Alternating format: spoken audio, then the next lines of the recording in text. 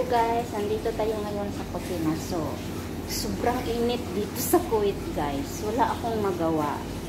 Kundi dinala ko yun ang hose galing sa labas. Dito ako sa loob ng kusina. So, gumawa ako ng swimming pool. Ako lang nakakaalam guys. Yun, wala ang amo ko doon sa Kiran. So, habang naghuhugas ako ng plato, ng kaldero, nagluto, nagpapatubig ako dito sa kusina. So, hindi ko kaya ang init guys.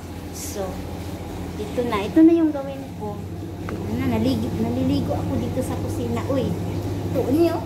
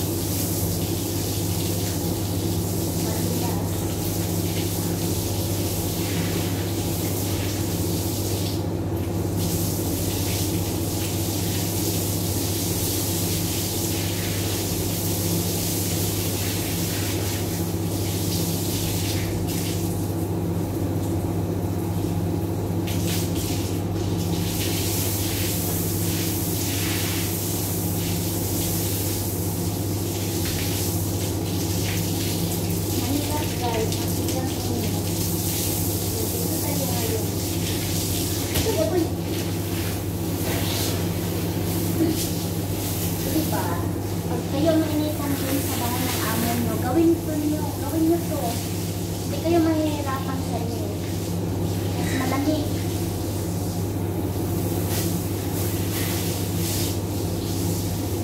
Kasi mainit, sobrang mainit eh. Lalabas ako doon sa isdaan kasi tinitingnan ko ang isda ba kayo ng tubig nila ba hindi na malamig. Kasi ang sobrang init. Ang pasok ko dito, sobrang init. Ano ko dito? Libre. Ano dito guys?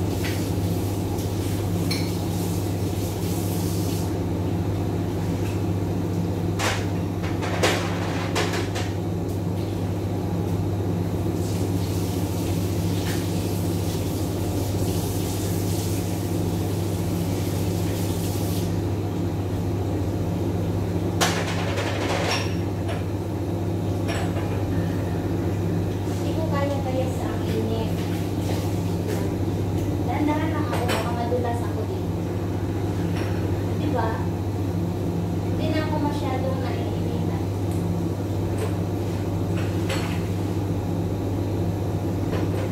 Basta na yun, natilikod ko. Basta na.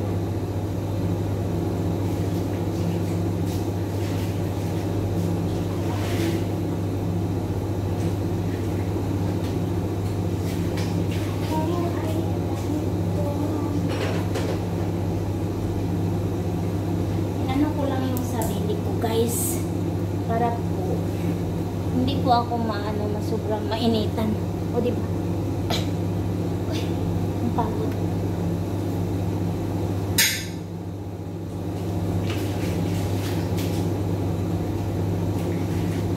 Wala na ako naglapatas yan.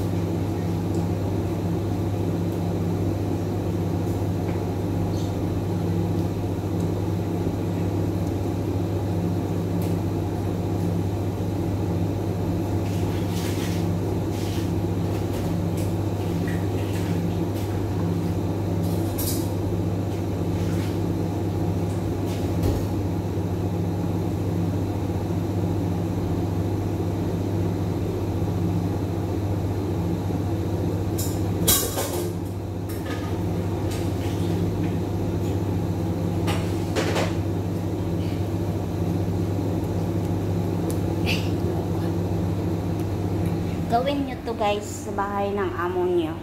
Huwag lang kayong magpapaano ha. Magpapakita. Baka bigla kayong mapagalitan. Ako dito wala namang problema dito kasi ako lang dito.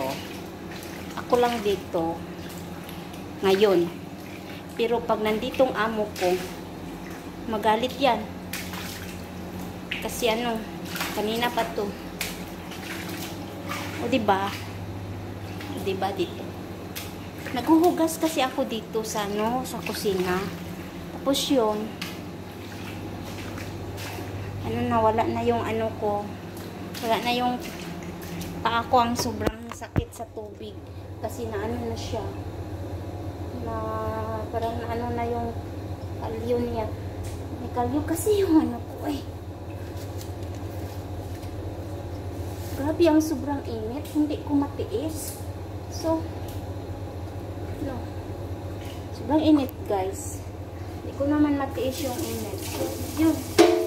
Para-paraan lang po. Nag-shower ako dito sa kusina. Diba? Maya-maya mga alas 2. Tapos na ko dito. Papakainin ko na yung amo ko.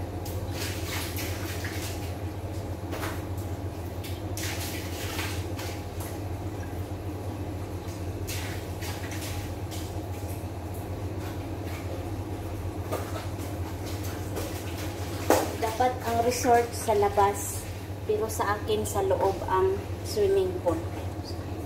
Noon, meron din akong swimming pool. May swimming pool dito, lagyan ng tubig ng kasama ko, tapos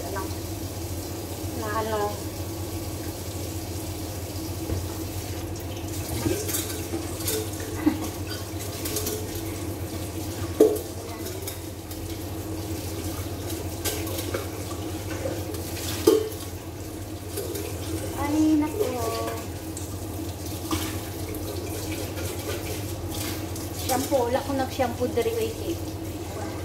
Doon na sa PR namin. Tapos ko dito, maligo na naman ako doon sa may doon, may planggana malaki doon. Doon ako. Kasi maglalaba ako, dami kong labahan doon. Mga damit ko na mag-live ako. So, diba? Ganito lang, para-paraan lang para hindi tayo maiinitan, hindi tayo masyadong kasi sobrang init guys dito. Hindi ko alam bakit nagkaganito yung weather ngayon. So, mainit. Hindi ko kaya. Ang init.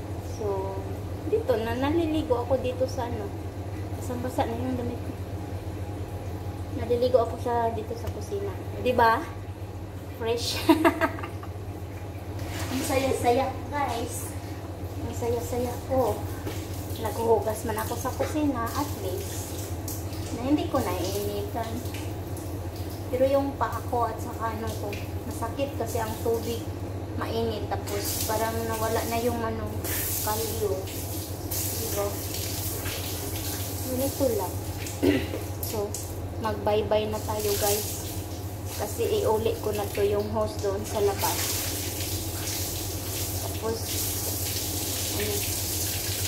na po.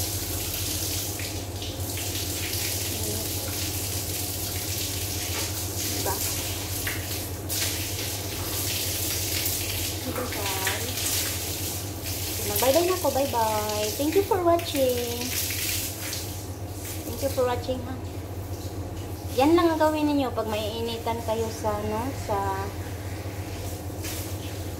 trabaho nyo. Ligo kayo. Kunin nyo yung hose sa labas, kunin nyo, dalhin nyo sa loob, o magliligo kayo doon.